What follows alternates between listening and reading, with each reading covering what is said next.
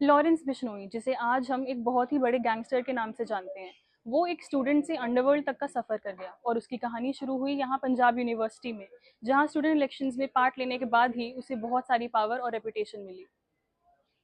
Punjab university के campus में एक वक्त लॉरेंस बिश्नोई का नाम एक अच्छे और होनहार छात्र के रूप में सुनाई देता था, लेकिन आज उसका नाम क्राइम की दुनिया में डर का प्रतीक बन गया है।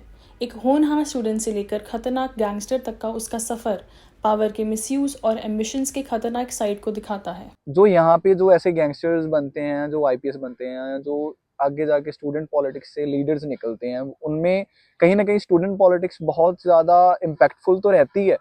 बट जब हम देखते हैं कि लोग ऑर्गेनाइज क्राइम में या गैंगस्टरिज्म में जा रहे हैं, तो उसका बहुत बड़ा फैक्टर यही रहता है कि जब यहाँ पे यूनिवर्सिटी में जो लॉ चल रहा है वो कितना को सही चल रहा है, क्या जो अथॉरिटीज़ हैं वो प्रॉपर अपना काम कर रही हैं या नहीं कर रही।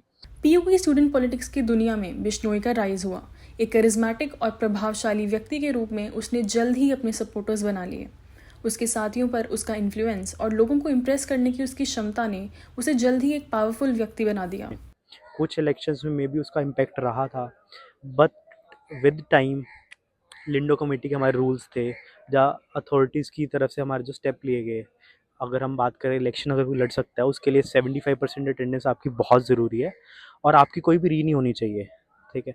तो इस वजह से एक पॉलिटिक्स में क्लीन होनी शुरू हुई। जैसे जैसे उसका इन्फ्लुएंस बढ़ता गया, वैसे ही उसके कनेक्शंस क्रिमिनल एलिमेंट से बढ़ने लगे। स्टूडेंट पॉलिटिक्स, जो अक्सर फ्यूचर के लीडर्स का बेस होती है, कभी कभी वो क्राइम का एंट्री पॉइंट भी बन सकती है।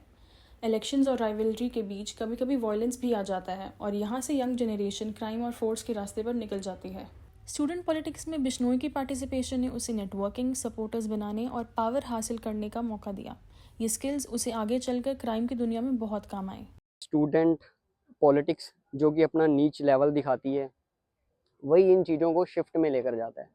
लॉरेंस की अगर हम बात करें, जहाँ तक मैंने उसके बारे में पढ़ा है, वो एक वेल टू डू फैमिली से है, पर यहाँ आके थोड़ा सा पंजाबी कल्चर में, जो मैं अक्सर अपनी क्लास में भी हम डिस्कस करते हैं, ये कि पंजाबीज़ का सबसे बड़ी क्राइसिस पंजाब में इकोनॉमिक क्राइसिस नहीं है, वो अदर क्राइसिस नहीं है, वो मॉरल क्राइसिस है।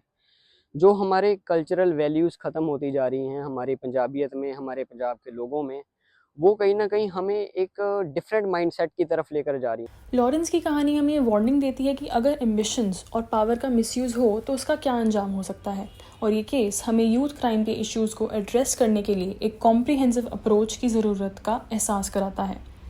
एक ऐसा समाज का निर्माण ज़रूरी है जहाँ यूथ को एजुकेशन, एम्प्लॉयमेंट और पॉजिटिव रोल मॉडल्स मिल सके।